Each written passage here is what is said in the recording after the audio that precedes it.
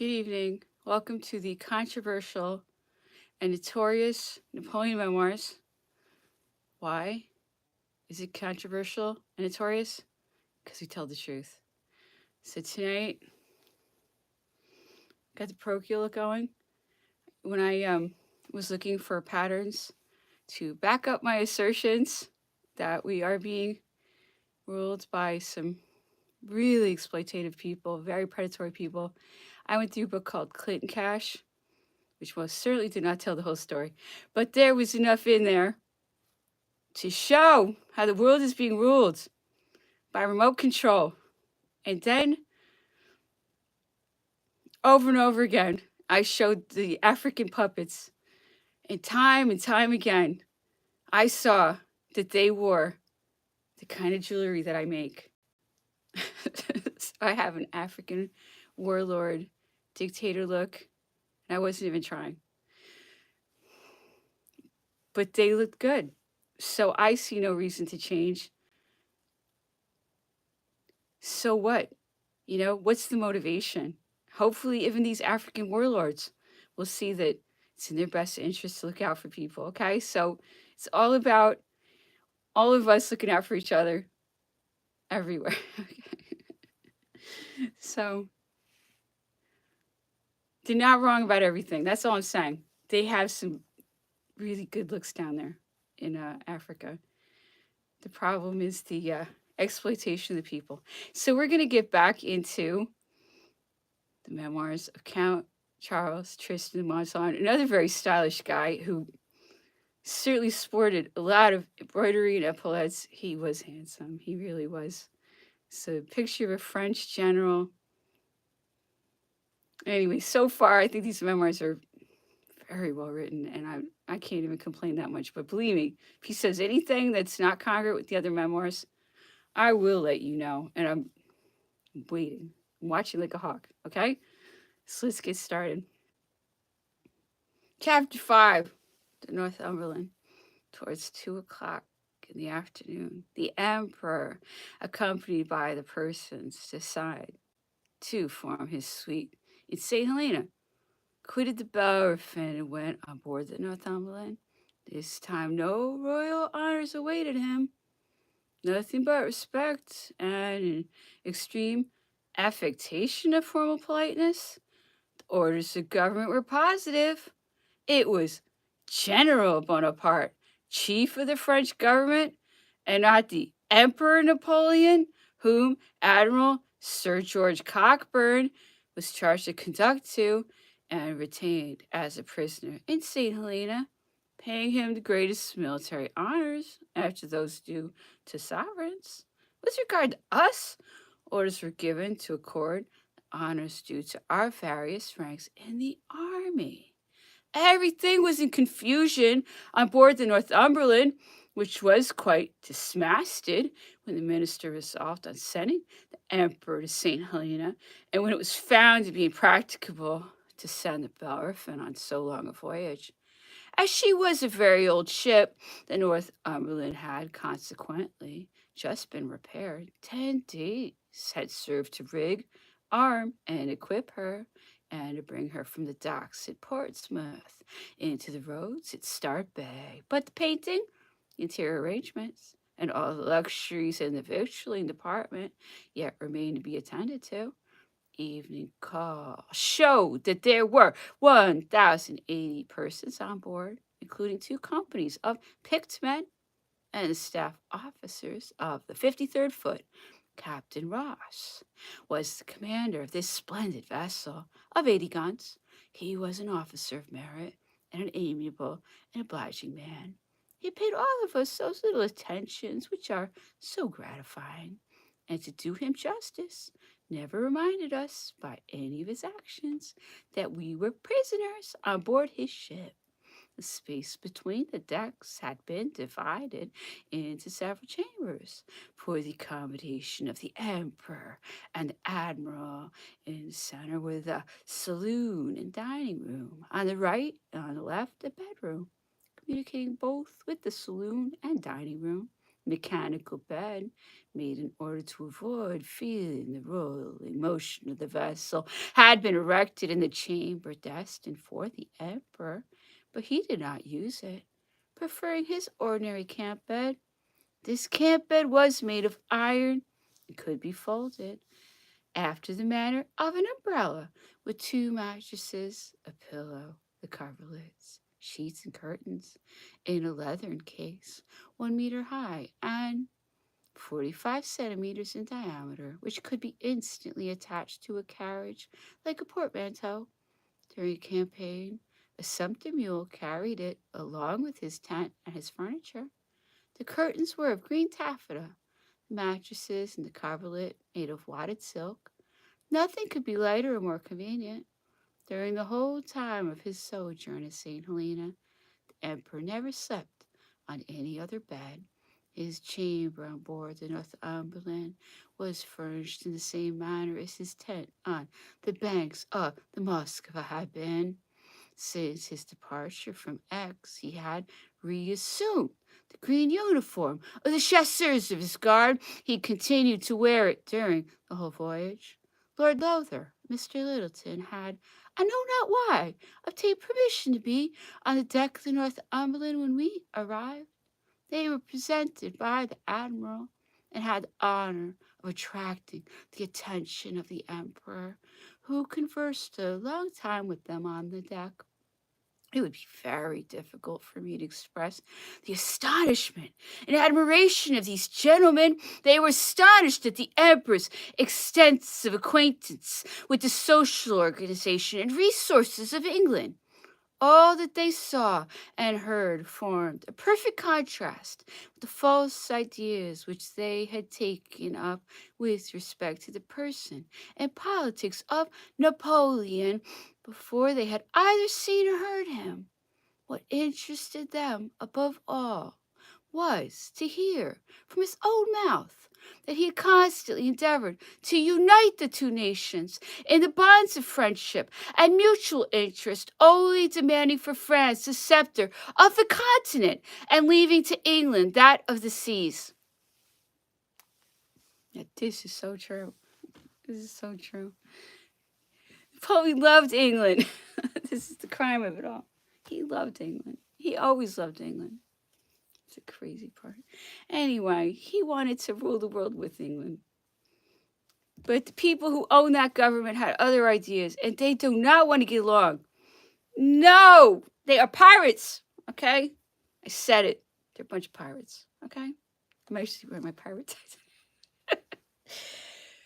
Bunch of pirates, okay? That's the pirates, those people, okay? But he did. He actually wanted to rule the world with England. He says it over and over. He loved England. He wrote English novels before he even became famous. It's crazy. He had nothing against them. This is a very complicated, interesting story. Napoleon was an aristocrat. He wanted the world to become a better place. And he felt that good leadership would make the world a better place and that he knew what to do to lead people. He was a great leader. All right, we're going to go into Les Causes in Italian. Hi, so this is Les Causes, this very short little man who loved Napoleon. He's fanboy, unbelievable fanboy Napoleon. Worshipped him. I think he did worship him. Everything's up for debate in this story, obviously. Let's see where we're at. Okay. So we'll get to this Italian. Hopefully we're all going to learn Italian. I want us to learn all these languages, including me. Okay, so let's get going. La salute dell'imperatore. Durante I 6 mesi che precedettero il nostro stabilimento a lungo non subì la minima alterazione, nonostante la contrarietà del regime di vita. Lavori e il nutrimento più non erano quelli di prima. e le stesse sue abitudini avevano dovuto per forza mutare. Egli usato a muoversi, a passeggiare, era rimasto tutto quel tempo chiuso tra le quattro mura di una stanza. I bagni gli erano divenuti necessari e nulla meno non li aveva potuto mai fare. Solo all'onque dove gli fu dato procurarsi parti degli oggetti necessari, feci qualche bagno e ripiglio le sue corsi a cavallo. Allora scorgemmo in lui mutazioni notevoli. Strana cosa, tra le privazioni non si manifestò nessuno dai suoi mali e non appena fu messo in sul meglio, questi comparvero sarebbe forse motivo di ciò la molta distanza che separa la cosa dagli effetti. Questi mattini furono rattristati da un pessimo tempo e da piogge rotti che appena ci permettevano di metterli un piede fuori di casa. Temporadori percorsi l'opera deserta. Miss William, sul ritorno da Isola d'Elba, giuntaggi allora dall'Inghilterra, ma ne fu ben presto stomacato, ne poteva essere, altrimenti essendo un'opera spregevole e bugiarda la raccolta cioè all'eco della voce fatte correre in alcuna malevoli conversazioni di Parigi, in quanto alla nostra serata poco ci importava qual tempo facesse, che piovessi o splendesse la luna. Appena s'avvicinava la notte ci costituivamo da noi stessi perfettamente prigionieri in soli nuovi scoltine circondavano e sarebbe stato per noi doloroso l'incontrarli, l'imperatore e noi stessi non avremmo potuto uscire più tardi se non accompagnati da un ufficiale inglese incaricato di vegliare sui nostri passi, la quale cosa sarebbe stata per noi più un supplizio che un piacere, cose che non potevasi da quell'ufficiale concepire. Da principio lasciò transpirare.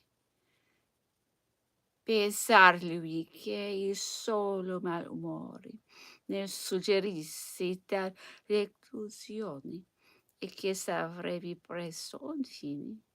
Non so che cosa avrà pensato della nostra Costanza. L'imperatore, come credo averci già detto, ponevasi regolarmente a tavola alla 8. Ne vi rimaneva più di mezz'ora e talvolta appena un quarto d'ora di ritorno nella sala di conversazione, quando era sofferenti o silenzioso a grandi stento ragionavamo le 9:30, le 10 e anche ciò non arrivava sì che con l'aiuto di qualche lettura. Ma quando era allegro ed abbandonavasi al conversare, giungevamo in un battibaleno alle 11 ed anche al di là erano queste le nostre più belle serate. Egli si ritirava allora con una specie di soddisfazione per aver, diceva, conquistato il tempo. Era appunto momento in cui avevamo minor merito, che li osservava bisognar noi di tutto il nostro coraggio per sopportare una vita di quella fatta. So every night they would read books to each other, just like I do. And sometimes it was so interesting. Napoleon said, "Oh, we actually had some fun here for once. We beat time." So it was really sad. But that's part of why I do this, so we can appreciate books and the beautiful stories in them. And that is what Napoleon loved. He loved to read. He just loved books so much. I want to share that with people. That is how he got through his horrible days at St. Helena, by listening to books being read to him. All right, time for poor Lavalette in jail, waiting execution for doing the right thing and operating the post office. So a good man about to be murdered by the secret society people who came in. Okay, so they were behind. Yeah, I'm gonna say it. They were behind the Reign of Terror, and then they came back in and they started the terrorism up again. Because that's how they run things. They have to scare everybody because nobody likes them. So they have to terrorize everybody into putting up with them. It's terrorism. So they had to kill good people. And they did kill a lot of good people at this era in 1815. And this is the story of how his wife, Emily, or Thomas's cousin, Emily, this beautiful woman who was angelic. She was angelic and she lost her mind. She lost her child. This destroyed her life. Her life was destroyed by this. And she never got her mind back. This is so sad. And she was a beautiful person, Emily. But all these slaves have to be destroyed. When there's such a destructive group ruining things all the time. Anyway, so Lavalette here is going back to the golden time before all the infiltrators moved in, before all the assassins came, all the trickery. I mean, the plotting. If you go through these stories, the plotting is unbelievable. It's unbelievable. And it's always some kind of assassination plot or trying to cause wars. I'm going to drop it for now. But all these lives that are destroyed, and he's going back to before all that, when Napoleon had just come back into the power, and there was hope. And there can be hope again if we change. We have to change. They won't change. We have to change. Peu déçu, après mon mariage, j'ai dû m'occuper en secret des préparatifs de mon départ, puis Toulon, où le général en chef était déjà arrivé et fut convenu qu'elle partagerait le temps de mon absence entre sa tante et son grand-père, qui avait alors 86 ans et qui conservait dans son âge si avancé une tête saine, une qualité de caractère aimable et une véritable adoration pour sa petite fille. Je l'ai quitté sans lui faire mes adieux. Ils auraient été trop pénibles. Je ne revins que 18 mois après. Ainsi, mes pressentiments feront de mon type l'événement des 8 et du grand que nous étions 4 Pérurons. Julien et Soukowski, assassinés par les Arabes. Coissier, tué au siège de Saint-Jean d'Acre et qui perd la bataille de Beaucaire. Duroc et Eugène Beauharnais furent gravement blessés, mais l'un et moi nous échappâmes. Les gloires et les fortunes continuent chères auprès du général Bonaparte. M'aurais-tu défoncé peu après les 18 premières, je fus chercher d'aller en Saxe, muni de plein pouvoir pour traiter tes l'épée. C'est avec Autriche, si l'on vit Louis en prenait au milieu de la guerre cheminée, Madame de la Valette. Depuis 1792, l'Allemagne du Nord n'avait pas vu une Française. On s'était imaginé que toutes étaient des femmes perdues, son éducation et à peine vêtues. Étonnamment fut quand le grand vit une jeune personne d'une extrême modestie, d'une grande timidité, et mise à la connaissance et d'un goût qui pouvait servir de modèle aux femmes les plus sévères. Ses succès augmenteront à mesure qu'on l'a connue davantage. Nous allons passer le carnaval à Berlin, toute la coupe et particulièrement la reine. Là, comme la ronde, les bons traitements, les distinctions, elle eut l'honneur de détruire tous les préjugés extravagants qu'on avait contre les dames françaises, et de rendre peut-être les Allemands très exigeants pour celles qui viendront après elle. Mon séjour en Allemagne était son but après la victoire des Linden. La première consul me rappela près de lui lorsqu'il plaça le couronne impériale sur la tête de Joséphine. Sa nièce fut nommée dame de tout. Les fonctions n'étaient pas faciles à remplir. L'empereur qui réglait sa maison quand son vaste empire était loin d'y obtenir en toute la même obéissance. Il avait établi que les marchands qui fournissaient la toilette de l'impératrice ne devaient se présenter à elle qu'une fois par semaine et que la dame d'étude serait présente y entrer registre des achats et serait responsable du désordre. L'exécution du règlement du plus bientôt à l'impératrice, la dame d'étude osa réclamer, elle fut goûtée, et peu à peu ses fonctions se réduisiront à celles des dames du palais. Heureusement, l'empereur ne lui en sut pas mauvais gré, mais ce qu'elle n'avait pu faire, l'empereur n'y obtint pas davantage. Et la dame d'honneur, Madame de la Rochefoucauld, ne peut éviter des tracasseries dont elle eut beaucoup à souffrir. Le divorce et le mariage de l'empereur avec Marie-Louise rendiront à Madame de la Vette sa liberté. Depuis cette époque, elle ne parut point aux Tuileries. Aussi, la catastrophe de 1814 la trouva préparée. Et souffle le chagrin que sa reconnaissance pour l'empereur lui rendit fort amère. Elle se commanda et ce monde d'une obscurité à laquelle elle s'était vouée depuis 3 ans.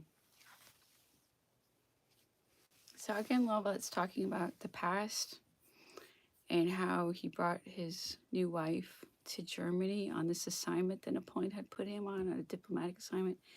And everybody in Germany expected her to be like naked and without education because that was their perception of French women, that they were just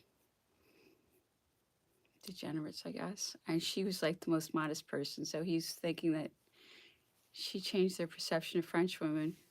She was very modest. And then she got a position as one of Josephine's ladies when Josephine became empress. And Napoleon gave her the impossible job of getting Josephine to stop spending so much money. This is the hugest thing between Napoleon and Josephine. She could not stop spending money, and Napoleon could not. He wasn't somebody who could tolerate that. He's very economical. She could not stop spending money. So obviously, Emily couldn't stop Josephine from spending money. Nobody could. So that was a huge problem. And then when he changed wives, Marie Louise came in. Emily was at the door because she was Josephine's niece, as you know. So she was she was related to Josephine. Anyway, that's what he's talking about. That kind of stuff. All right, time for anti-marking Spanish. The Corsican doctor tells you every disgusting detail because Napoleon's digestive system was being slowly destroyed. This is very monstrous, cruel behavior. He always said, just shoot him. Just shoot him. You want him dead so much. And really, why not? Because they have to pretend that they're killing people in natural causes. It's so important to them to keep these lies up and these illusions up. Because they can't admit that they are such total murderers. They have to pretend everybody's just dying of natural causes. Oh, the lying. And the lying is out of control. It needs to be called out. It needs to be called out by everybody. Call these lies out. Please, begging you. When you see somebody lying, call it out. They can't do anything against everybody. No, no, no, no, no. Liars can't do anything against everybody. Liars are in a very weak position. It's not, I guess they have all the money. But they're lying. It's not a strong position they're in. No way. Liars are in a very weak position because they always have to pretend they're not lying. And everybody who's supporting their lies is looking like a fool right now. Yeah, that's right. I said it. Looking like a fool. Because no one is buying this stuff anymore. Okay? The lies are out of control. If you let people lie, they're just going to keep going and they're going to lie more because they see they can get away with it.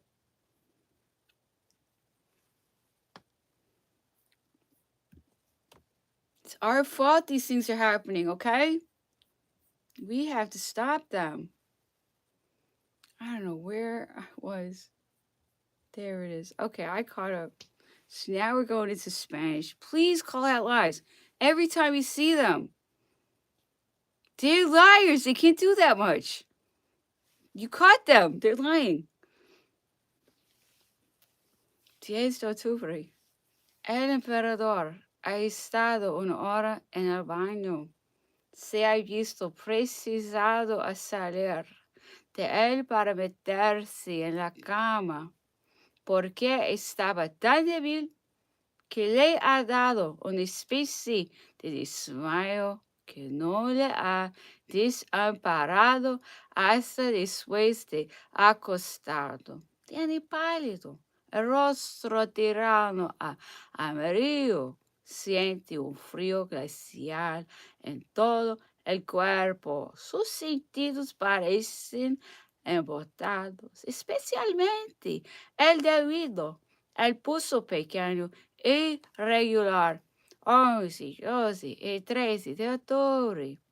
Lejos de mejorarse la salud del emperador, parece que sus fuerzas van disminuyendo.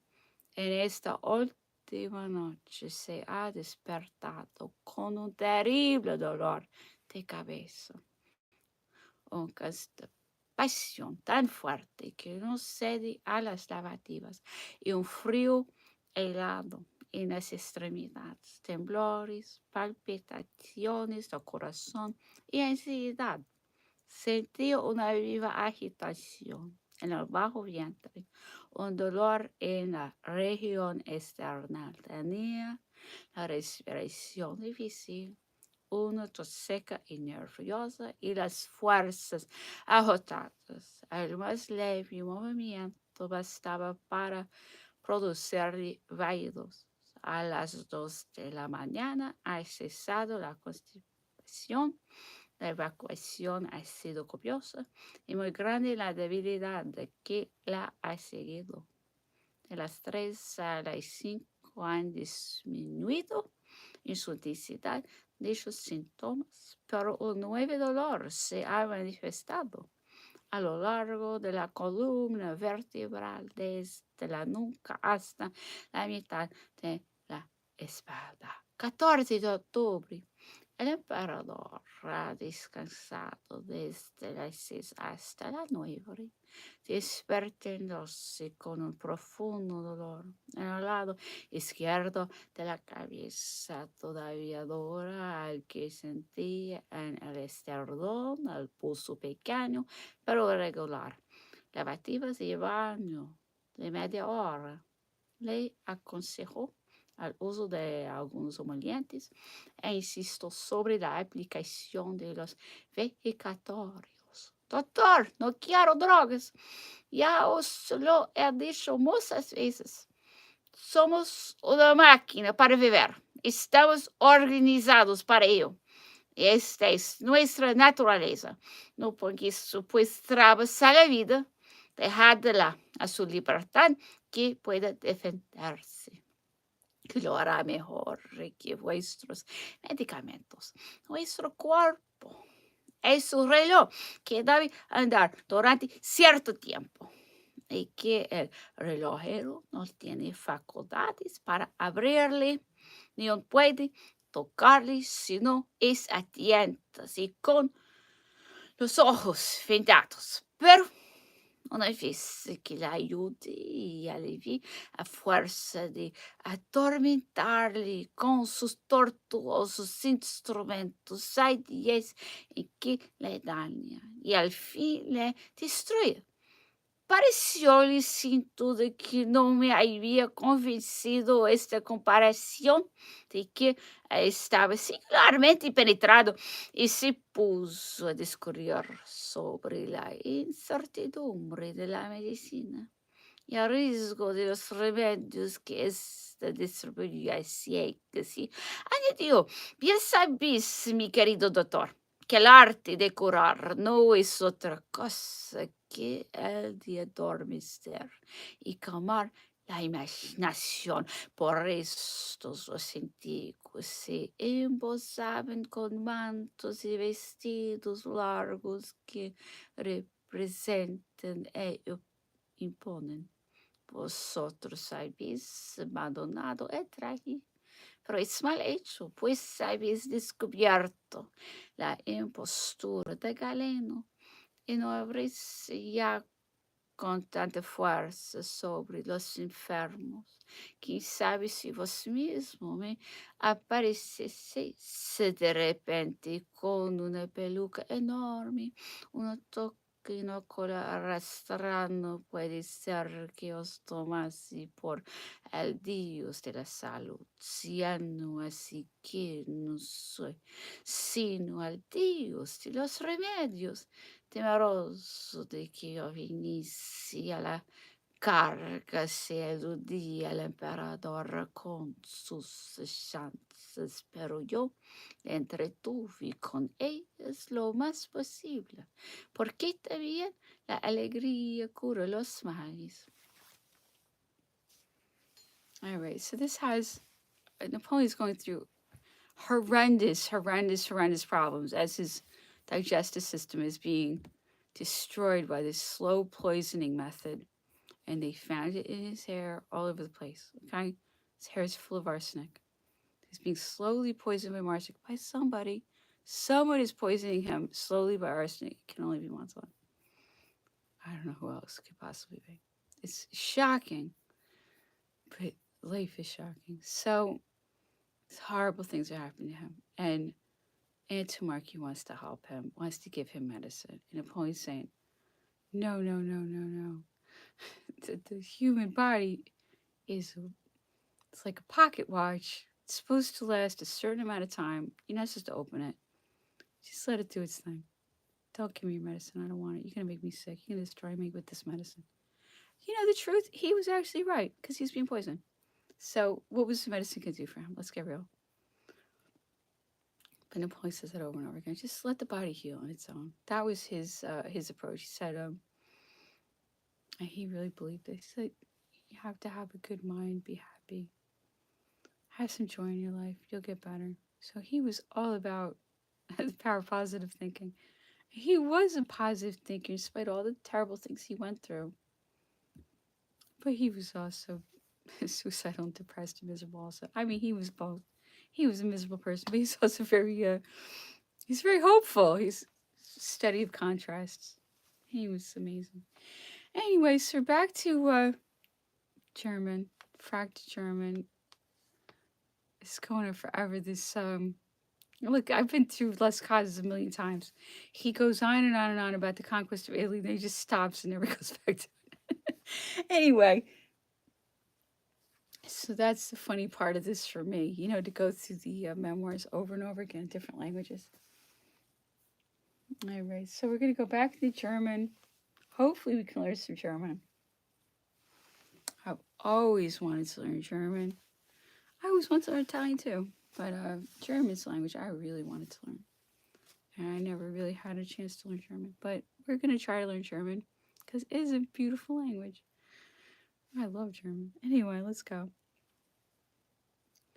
Anmerkung des Herausgebers, wie sie ihm diktiert wurden.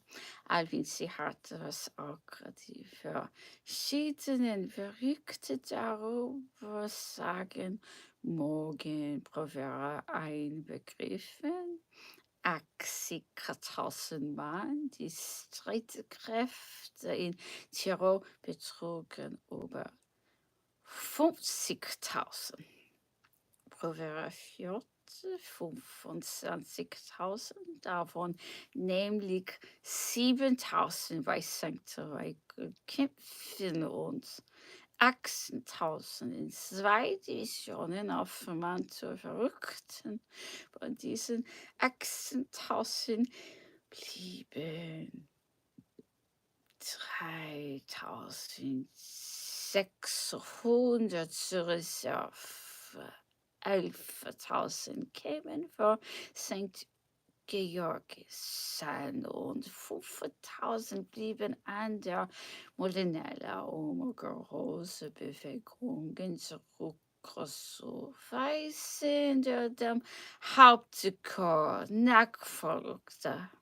Alles dies war der Gefangenen genommen. Wer trug die Zahl der Gefangenen in Proveras Kolonne auch 7.000 Mann, so lag dies daran, weil 2 Treffen geliefert hatte, eins bei Anglari und das andere bei St. Georgis, auch die Partei an der Favorite ausgehalten, die ihm viel Länder kostete. Hiernachst befanden sich noch viel österreichische Soldaten in den Hospitalen, die unter der Zahl der Gefangenen nicht mitbegriffen sind. Die Rapporte sprachen nur von 23.000 Gefangenen der Wahrheit nach machten aber die Franzosen mehr als 30.000, weil überhaupt die Armee in allgemeinen ihre Gefangenen nicht gut bewahrte und eine große Menge der Salben inzwischen ließ das Wiener Kabinett hatte in der Schweiz und auf den Terrassenbehörden organisierte, welche deren Flucht beförderten. So kann man annehmen, dass sich ein Teil der Gefangenen rettete, ehe es beim Zentralhauptquartier ankam. Ein anderes Vierteil tat dasselbe, ehe es nach Frankreich gelangte, wohin also nur die Hälfte kam. Viel hauften sich auch in den Hospitalen an, wenn Messias nach dem offiziellen berichtete. Direktorial nur 61 Pfennig übergab. So geschah es deshalb, weil durch die gewöhnlichen Missverständnisse in den Bewegungen eines großen Generalstabes Futzen zurückgeblieben. Man findet diese dann unter der Zahl derer, welke Augereau nach der Einnahme von Mantua überbrachte. Von den 63 Fahnen, die Augereau beim Direktorium übergab, schon 13 der Überreste von den Trophäen Rivolis ohne Favorite, welche, wie wir gedacht, bisher schon hatte überbringen sollen. Das 47er würden in Mantua gefunden und zeigen an, wie zahlreich die Katres der Firmensüchtigen Armee während welcher sich in dieser Festung eingeschlossen hatten. Die Wahl raus, um diese Fahne nach Paris zu bringen, war der Lohn für die Dienste, welche er der Armee geleistet hat, besonders am Tag von Castiglione. Doch wäre es noch weiter natürlich gewesen, sie doch Messena zu überfanden, welche noch Kocher Ansprüche hatte. Der Obergeneral rechnete aber auch von diesen weit mehr bei seinen Feldzügen in Deutschland und wollte sich daher nicht von ihm trennen. Es hat Menschen gegeben, die glaubt haben, dass Napoleon, weil übermerkt, das 20 Augereau schicken zu können, um jedermann in den Stand zu setzen. Von dem Charakter und den Talenten dieses Offiziers, der bei dieser Probe nur verlieren konnte, ein richtiges Urteil zu fällen. Andere haben im Gegenteil geglaubt, es sei die Absicht des Obergenerals gewesen, die Aufmerksamkeit von Paris auf einen seiner Lieutenants zu richten. Augereau war nämlich ein Pariser. All right. That's the end of that book. So we're going to have to go find another book for this one. Anyway, thank you so much for listening. I really appreciate it. I hope you have a very nice evening.